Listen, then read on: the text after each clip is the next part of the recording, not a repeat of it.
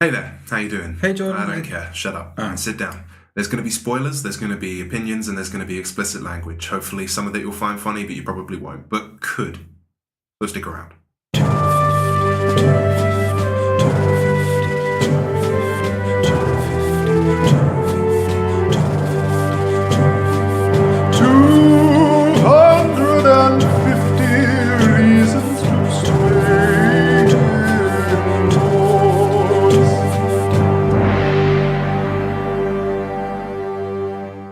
Hello, welcome to 250 Reasons to Stay Indoors. I'm Jordan. I'm Keiran. And this is the podcast where we're going to be watching the IMDb 250 movies and saying stuff about them. Today we got Blade Runner. Blade Runner. So, first point of business. One of the things we're going to be doing is basically what's the film based on the title. Neither me nor Keiran have actually seen this film, but it's the remake's obviously coming out. So Keiran, based on the title, what is Blade Runner about? I think Blade Runner is a film about roller skating Yeah. and inline skating when there's like four, right? So rollerblading, and it's about a guy who goes from running to rollerblading, and he does like tournament. It's basically if you've seen Hot Rod. Yeah, no. Okay. Hot Rod's about a loser who wants to become Evel Knievel. Okay. Same thing about Blade Runner. Oh, I think I have seen that film. But it's a guy. Is that the one with From Brooklyn Nine-Nine. Yeah, what's his name? Andy Samberg. Yeah. That's the one. Where he's just been hilarious and he's wants to become Evel Knievel. Anyway, same thing, but with a guy who wants to become an inline skating champion, and he's just a sick rollerblader. Okay. So, I mean, I don't think that's actually what it's about. I don't think Harrison Ford would be in a film where how he does. great would that be, though? Exactly. But just based on the title, I think it's something to do with that. Yeah. Okay. Blade Runner. Or a man, or like an Olympic sprinter who runs with a Stanley knife. I don't know. I think it would be really great if it's just about a guy who's really into knives. Like, so you get guys, don't you, that are like... What do you mean just into Wait. knives? Like, Okay, he's a guy that's into knives and running marathons. And he's just like... He's just like a story about this... Like a heartwarming story about this sort of guy who's really into knives, running marathons, holding knives, holding blades... Blade Runner. He gets the name Blade Runner. They're like, oh, today on the news. What I felt like you were going towards was a disabled dude who has prosthetic legs. Oh my god, that would be so much better. Therefore, shit. has like the actual. I'm pretty sure like one of those guys was actually called Blade Runner. So maybe that's where I'm getting that from. Maybe he's called Blade Runner because the film already exists. That's probably right. But what you were actually talking about sounds like to me like you're talking about potentially an autistic dude holding knives and running marathons. Yeah, it's not as good, is it? No, it's not really going to sell. Okay, well that's what we think the film's about. Okay, yeah. So let's watch the film. Let's watch the film. We'll let you know.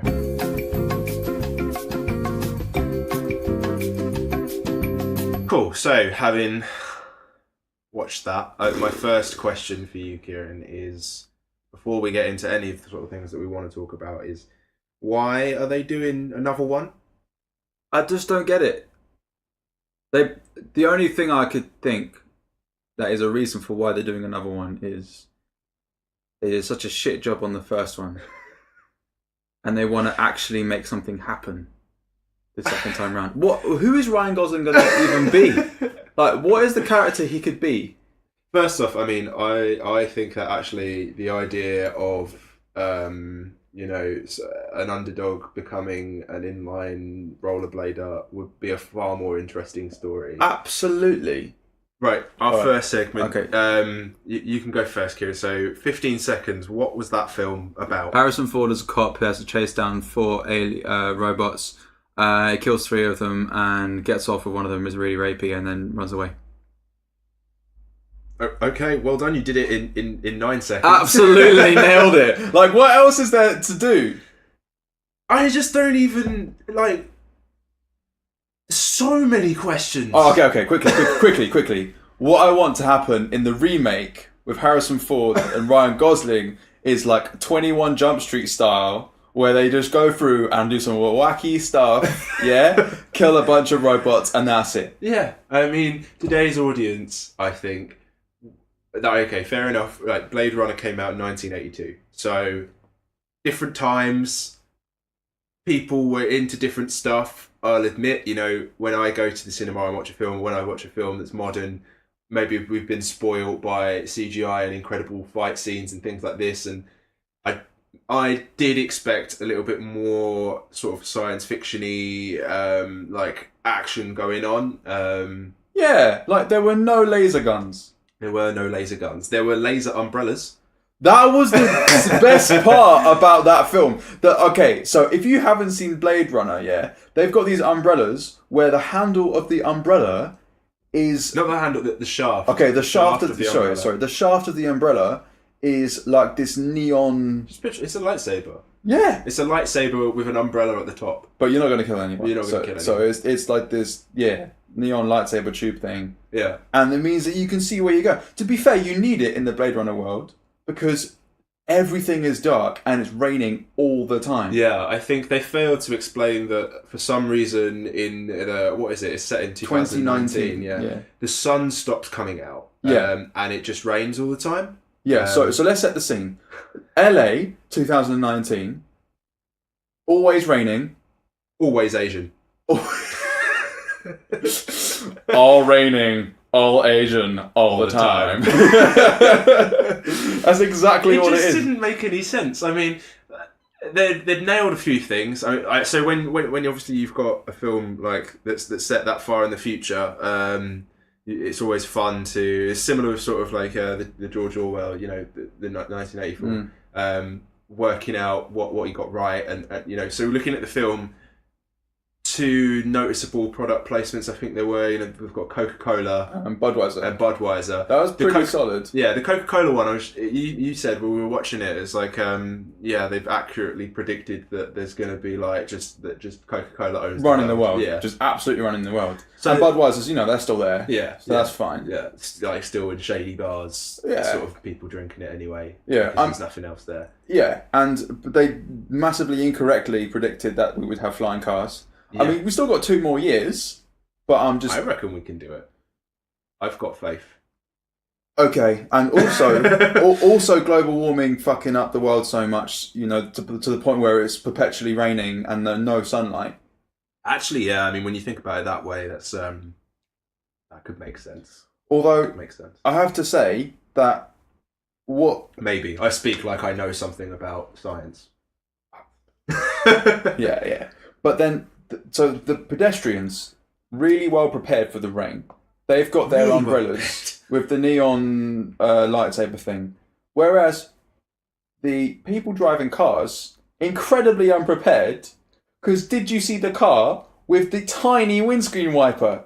The absolutely minuscule windscreen. So you've got this windscreen, that's absolutely, it's like 2 meters long, this windscreen, and the wiper is about a 30 centimeter ruler kind of. We literally looked at each other. It's like heavy rain. This place, this world that they've created, this universe, it is always raining, and yet they haven't figured out a futuristic way to deal with the rain on the cars. Surely! We've got futuristic umbrellas, so clearly there's someone in a science lab somewhere going, nah, there's a lot of rain, we need to work out something to do with it. Got to do this. And then the car manufacturers are going, no, we need longer windows. Oh, sir, what are we going to do about the windscreen wiper? It's not quite covering it. Oh, don't worry about it. But so am I. Just don't worry about it. It's cool. It's fine. It'll stop raining tomorrow or something. All right. So I've got a few notes. Okay. Yeah. Go. Okay. So, because we sort of going into this. Okay, right. We'll make notes. We'll be good. And I stopped making notes. Literally, my last note is the umbrellas. And that was probably about, 5 minutes? Yeah, that was about 5 minutes in. Yeah. In the opening scene where you're looking at the scenery, flying cars, raining, LA, all of this, and it's like a futuristic kind of dystopia. But then when you go into like mad tech, right? But when you go into this office, mad tech. But when you go into this office, they've all got ceiling fans.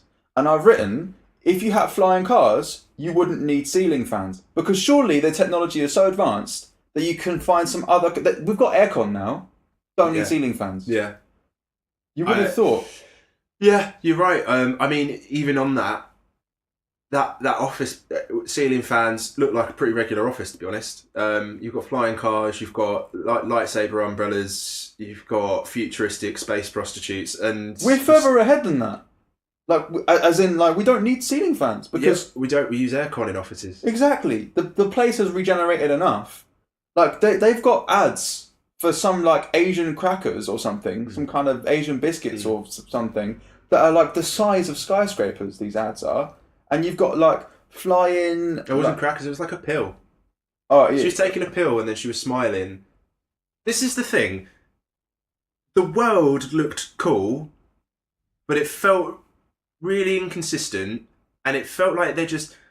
So it was I was reading through some of the trivia, and you know they were talking about how apparently Ridley, it was directed by Ridley Scott, put loads of attention into actually like the finer bits of the world. So apparently, you know, all the parking meters had actual like information about how long you could stay there and what the fine would be, and it's like you don't necessarily need to put that in. You couldn't even really read it. Like no one's going to notice it. Like loads of little tiny things, and yet when you see things like big billboards where a woman's taking a pill and smiling, it's like what's going on there? Like it feels like there was just so much not explained. I can appreciate though that the fact that those finer details exist if the plot had way more substance, but all it was a guy chasing down 4 robots.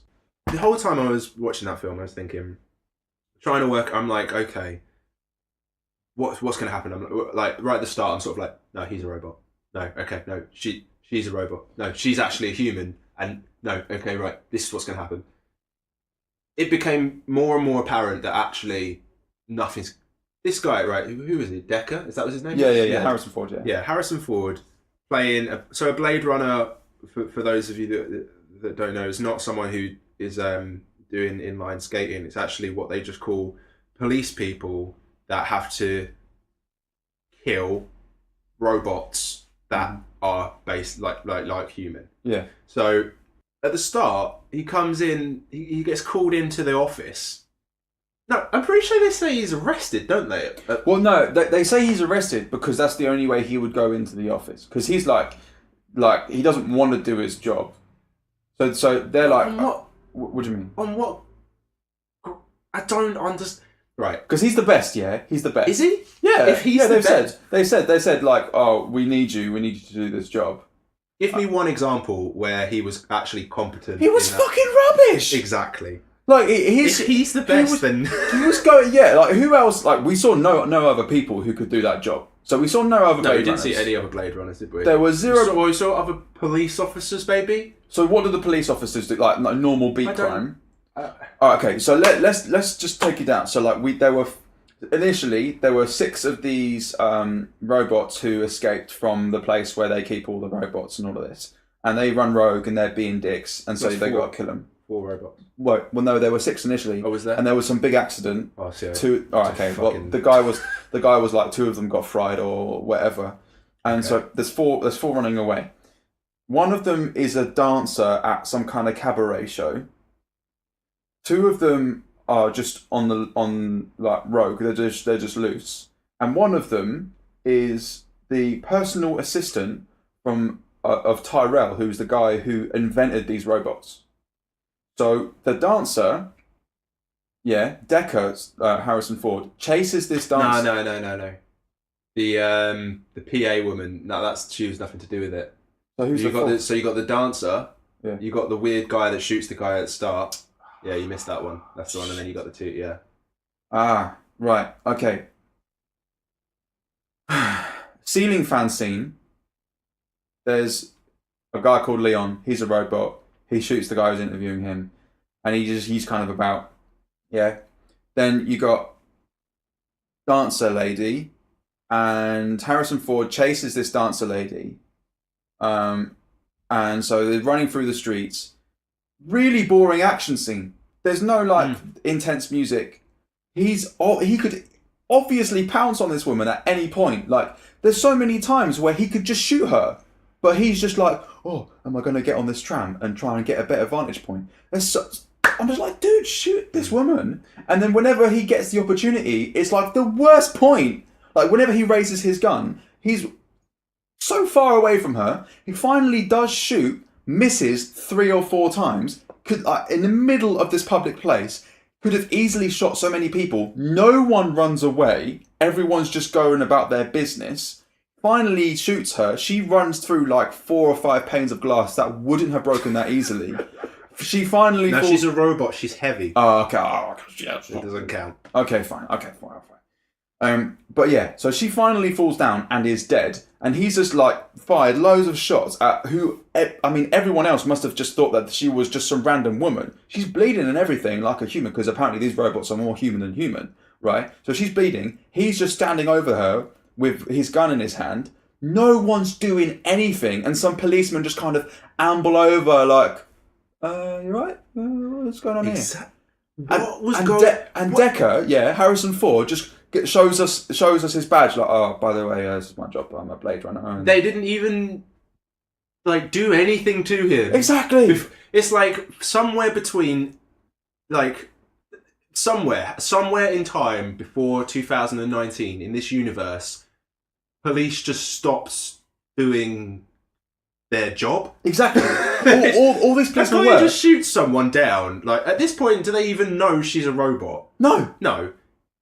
He just shoots someone down, panes of glass are broken, bloodied body, he's standing next to her with the weapon that he shot her with, and the police are just like, oh, okay, what seems to be going on? They're like bystanders. They're like complete bystanders who happen to be wearing cop uniforms. Meanwhile, everyone else just is going about their day. Oh yeah, this is just Tuesday, mate. Yeah, like as if it's just completely normal. They're bumping into people, and people don't even look upset about it. Exactly.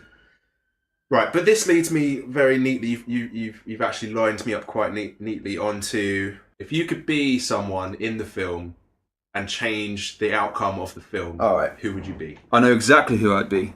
Right, well, you've led me onto it, and who I'd actually be is that woman, the robot that he kills. I'm just trying to find her name. What's it? It's like Zora. That's it. Yeah. So I she's didn't the dancer. get any of the names apart from Decker. Well, exactly. Yeah. So the dancer lady. Before this chase scene starts, I'd want to be her. I'd look at myself in the mirror first. That would be a plus. Yeah, sweet. Yeah. So we got some titties out of her. Yeah, we did. That was pretty much it. I don't know. That was weird because it was like teasing you. Like there was like just the chest just sort of above, and it was like, oh no, you're not going to see. So I got the vibe that we weren't going to see anything. Yeah, like they were making a lot of effort to like not show us. And then they just showed you full titties. Yeah, I don't know. Maybe it took away the majesty of it all. But anyway, so I'd be her, and what I'd do is actually just kill him. Yeah, and just end the film there, because then we just don't have to sit through the rest of the film for she's strangling him. I mean, first of all, she's a robot, so she should just be able to crush his windpipe or something. Absolutely, it shouldn't be difficult crushed to her. Yeah, and she looks mental. She literally looks like she's gone like rabid, and she's like trying to kill him, and then she just stops, and then runs away. And I don't know why she does that. Yeah, it doesn't make any. So yeah, I mean, if I was going to be someone in the film, I'd be her, because I think that happens probably about half an hour in. So then the film would only be half an hour long. It would have a bit more of an interesting feel. I think it would be just seeing sort of that. It's like, look, we've got the best Blade Runner here. He's been sent on the mission. He's clearly incompetent, and he died. Yeah. It's a hard life out in 2019. Exactly. What I would do is I would be Decker, so Harrison Ford, and I would do martial arts training. You just actually train, or just exactly be Because he's just really complacent because he's like, oh yeah, everyone thinks I'm the sickest Blade Runner. So apparently he's had a whole history of killing people before. Yeah. He's had a whole history of killing people before. And so obviously they're going to hire him again. But he's clearly got his work cut out for him because they've said about how dangerous these 4 robots are. So I would do martial arts training. Then you get a sweet martial arts montage. That's what I'm talking about. We all want a Harrison Ford martial art montage. Yes! Have we ever had that in any movies? I don't know why I'm asking you. I've been watching what a Harrison Ford one? Harrison Ford training montage. Not a training one, I don't think. I mean, I'm not really a massive fan of Harrison Ford, to be honest. I mean... Okay. Well, when you asked the question, when you were like, "Oh, this is a new segment we're going to do," I thought you were going to bring in another character. Oh, who did you think I was going to go for? So this is another thing we were going to do. Okay, yeah. Where we bring in, if you brought in another character from a completely different film, who would it be and what would they do? I would bring in Indiana Jones, another Harrison Ford character. I would bring in Harrison Ford. yeah, because I would bring in Indiana Jones. Because what Indiana Jones would do, he would just fuck everyone up. He would just use his lasso and just kill people. It's a whip. We established this. Oh, yeah. It's because at one point in the film. Because I said that during the film. Oh, yeah. Well, it's basically the same thing. Okay? Yeah. And also, do you know that scene? I can't remember what one it is, but apparently there was supposed to be some mad fight scene in one of the Indiana Jones film, and like with the swords and stuff. Yeah, and he gets out the gun and shoots him. he just shoots him. Yeah. Yeah, like exactly. So that's the kind of practical guy we need to deal with these robots. Exactly. I'd also say Han Solo would be a better choice than this Decker guy because he's like, got a little bit more personality to him. Way more humour. He's an actual, I don't know, an actual character. Just like there's actually something going on there. He brings a humour element. I mean, whether there's really. Yeah, no, I mean, it's Harrison Ford. There's going to be maybe an element of like that wit to him, but you don't really get that in this. He just feels like a husk of a man, and I'm not. And it's not. I don't feel any reason to feel sorry for him. Yeah, I don't feel attached to what he's doing at all. I'm not interested. I would have been fine with the character that Harrison Ford was throughout the whole film. I would have been all right with that, except for the scene where there's just there's a really rapey scene. Yeah. So what happens is this what's the name of the lady who's the PA? Rachel. Rachel, right. So Rachel goes over to Harrison Ford's place. Can't remember why. She's over there, right? And they go into his main living space. She's ran away and then he's found her. Right. She just comes with him. Oh yeah. She runs away. He just somehow finds her. He gets assaulted by Leon. Oh yeah, that guy. Yeah, and Leon's about to kill Harrison Ford, but then Rachel somehow has a gun and shoots Leon in the back of the head. And then scene ends. They go back to his place, of course. Mm-hmm. Hey babe, thanks for saving my life. Yeah. Didn't say thank you, by the way. I mean, that's the first thing I would do. No, I think he said thank you in as much as saying I won't come after you and try and kill you. He's like, I owe you one. Yeah, I guess so. All right, so he just... Which is a great thank you, of course. Oh, yeah, lovely. Oh, thanks, mate. So he falls asleep on the sofa. Remember that bit? He falls asleep on the sofa and she goes over to the piano. Yeah. And so she starts playing some normal basic chords on the piano. Yeah. And he's sleeping. He wakes up. He's like, I think I heard music when I was sleeping. And she's like, oh, I didn't know I could play. I didn't know if it was me or if it was Tyrell's niece. So all the memories are from this guy Tyrell's niece. I don't know if it was me or from Tyrell's niece. And she takes her jacket off or something, and I'm like, oh, it's on. Sweet, cool, it's on. And when Harrison Ford makes a move, suddenly starts kissing this robot woman, she runs away. So she's out of there. I don't know, clearly scared, not even playing hard to get. She's scared.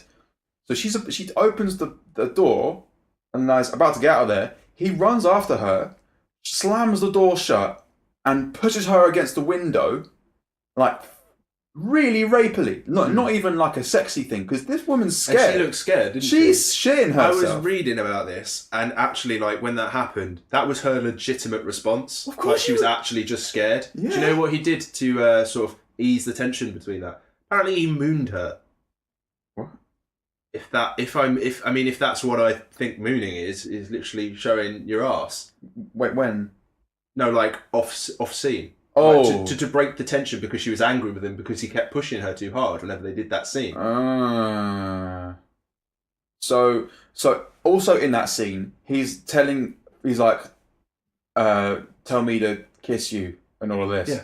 and tell me you want me, and tell me to touch it. Oh, that's really, really weird. So we had this Harrison Ford. Can we clarify first, like, why is he doing this? Why No does he even idea. have any affection towards her? Because he just said he's going to let her off and not kill her, and next he's just like, I need you, I want you. Yeah, it makes no sense because the way that we've had Decker, this guy portrayed before, is just this police guy.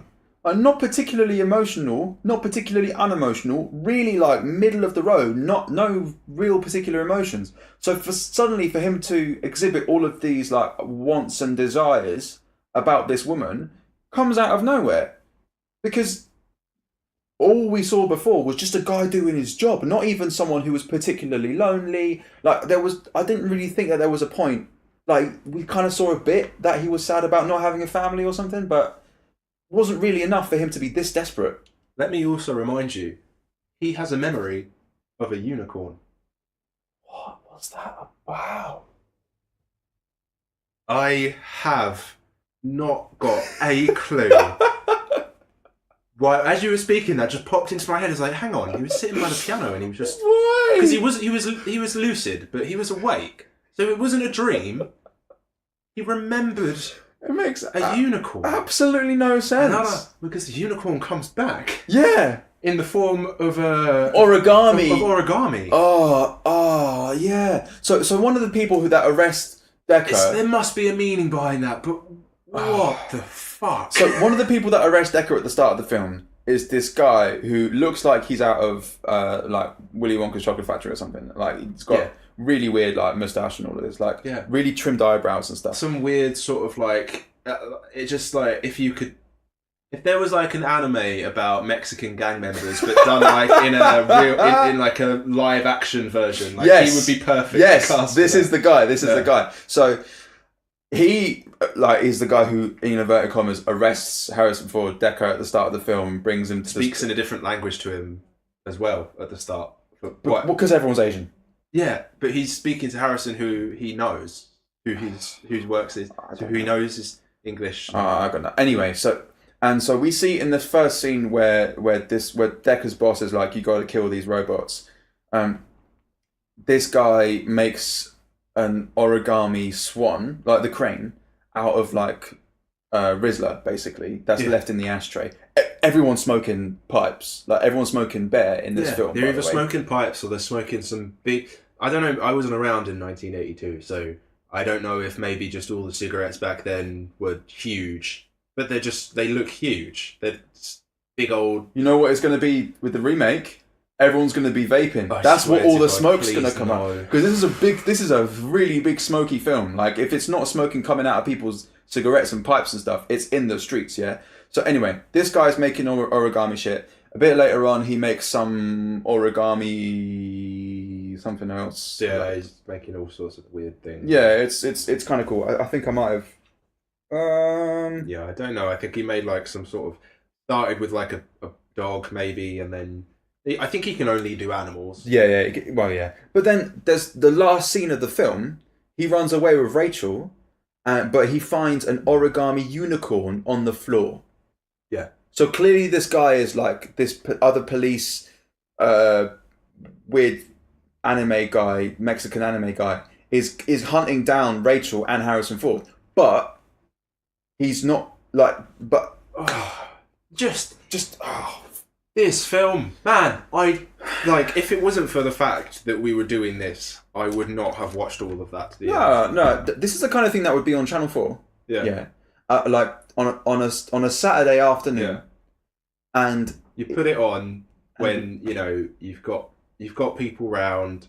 It's that period where like maybe you go. It's sort of like you've got people round for like dinner or something. There's maybe like one or two people like that you're expecting a bit earlier. So you've just stuck this on. You're watching it in the background because you don't need to pay attention to anything. And like as people are filtering in and out, oh, what's this? Oh, it's Blade Runner. Oh yeah, I heard about this. Or oh yeah, I've watched this. It's shit. And you know, and then it just sort of filters off into the distance, and then you put something else on, and everyone's a little bit happier with their lives.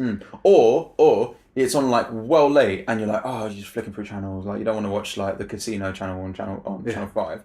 So it's like, oh, Blade Runner on channel 4. Okay, all right.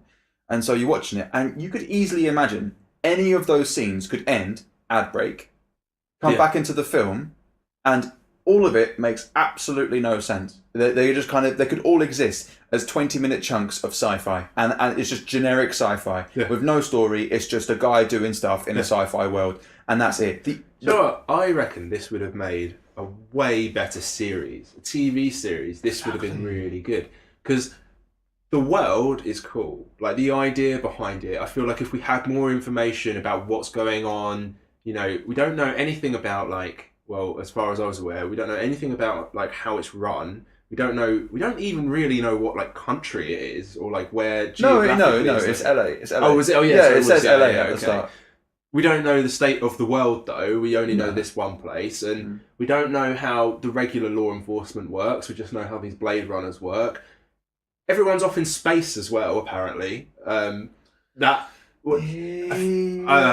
know. Like it, if that is the case as well, and you're left with like just the dregs of society that couldn't go to space, that's going to make for so much more of an interesting story you can weave in. You can actually find out why Decker is good, because Lord knows I have no idea based on that film.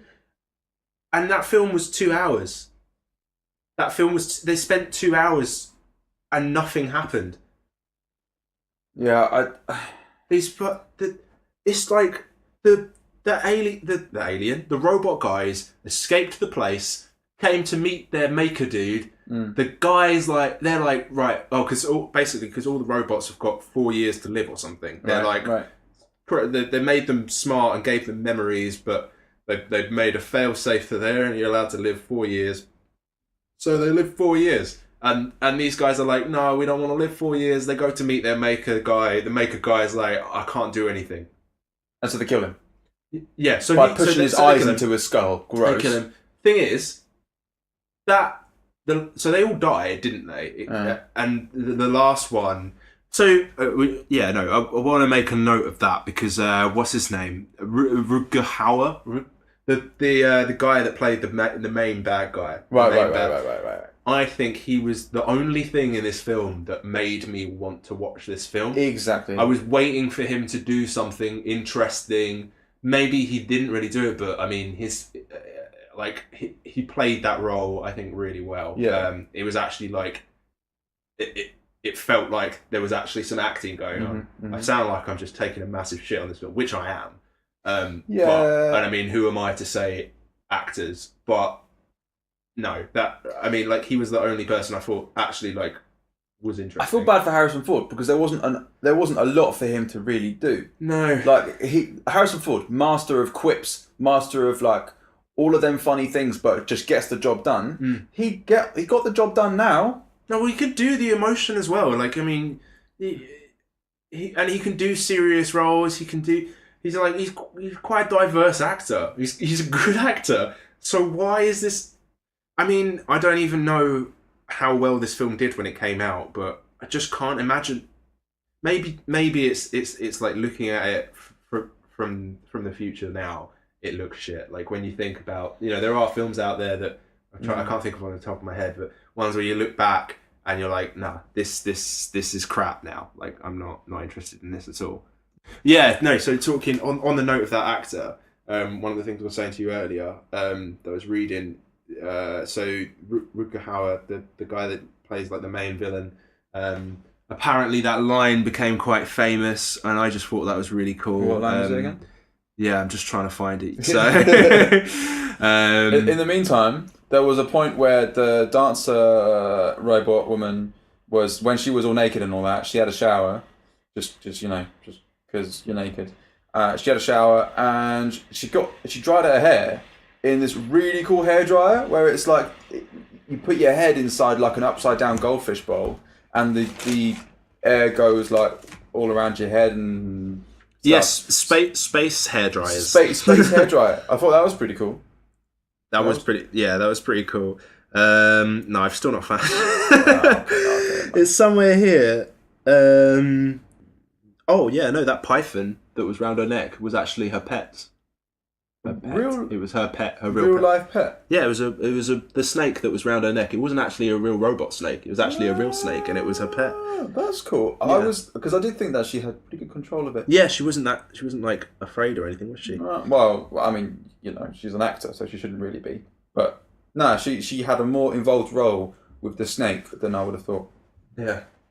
Okay, so I found it. So yeah, one of the last lines that the guy Rutger says is all those moments will be lost in time like tears in rain, and that was apparently improvised, and that's kind of cool. I mean, like you were saying though, I don't know how much. Yeah, I'm calling bullshit on it being actually improvised. Like, I'm fairly sure it was like, I got this scene at the end, and it's such a shit scene because like apparently I die, but I don't really know if I actually die. We don't see if I die, but it's cool. Hey guys, what if I just say Let's go. Yeah, okay, roll, no, roll. I've got it. No, wait, yeah, I got it. And then he just says that and cut. Yeah, what do you think? Yeah, I mean, cool, got a pretty shit script, so you can go for it, knock yourself out. Ridley Scott was fired as well. I'm not surprised. Apparently, they finished the last scene literally hours before the executive producers took away his creative control. Literally, like they finished it basically hours because he was so self-indulgent. Is that what yeah? it was? Well, that was another thing I was reading. Is that apparently Ridley's like first cut of the film was like 4 hours long. Absolutely and ridiculous. All the cast and crew were like, "Yeah, no, it's awesome, but it's incomprehensible, and it can't work unless it has extra editing and additional voiceover." Who are you gonna get to narrate that? Morgan Freeman. Well, No, it wouldn't. Who would be a good narrator for that? I think. It'd be jokes if it was David Attenborough. Yeah, I mean those are the two guys you go to first, isn't it? Whenever you need any narration done, you go Morgan Freeman. It depends if it's about science, Morgan Freeman. If it's about things that are animals or alive, then you go David Attenborough, and then everything else. I don't know. You probably go to like what's his face? Who's the other science dude? I'm just Brian thinking, Cox. Yeah. But yeah. Could you imagine Brian Cox? Oh my god, it would be so. Oh man. Blade Runners. Oh yeah, I'm not even gonna try and do it. I don't know if I can. I can't do a Brian Cox. But David Attenborough would be. And now we see the. What's the name of the robots? What do you call them? Replicants. Replicants. Okay. And now we see. And now we see the replicants. I've lost it. Morgan Freeman. I don't. Yeah. Oh, it's fucking rubbish. I don't understand why this film has so much hype. I don't get there's probably some really arty-farty movie kind of reason why. I mean, maybe if we saw it on like a really nice screen, we would have appreciated it more. No. Okay, well, something that I feel like the film is dated for sure, but like in terms of like it still looks nice. It's not as if it's got CGI that's like crazy, but the soundtrack is so 80s. Like I couldn't get like someone was having a field day on the synths. Someone's just just it's like the immersion as well. We were saying when you've got the synth track and then this piano is just coming through, just playing this one key, and then it just pans over to the unicorn. Blong, blong, blong. And then you got a unicorn just going through the woods. Blong, blong, blong. Makes no sense. And then cut to the next thing. What is going on? No. I think the 2019 that we're going to have will be 10 million times more interesting than that one. But yeah, so Kieran, what do you reckon? Stay indoors for this one or go outside? Oh my god, have a field trip. Yeah. Get outside. Mate, go outside. Don't stay in for this. Not go a outside. reason. Even if it's raining outside. No. Even if it's 2019. If it's raining outside. Always raining. go and find some sort of like light bulb thing, Get your stick it lightsaber, onto an boy. umbrella, and take that outside and just show the world your light up umbrella. Because if there's anything to take away from this film, it's literally just that like we should have glowing umbrellas by now, and we should have see-through hair dryers that are spacey. That's it. As far as I'm concerned, that was all I learned from this film, and that's all I'll be taking away. Go outside, kids. Go outside.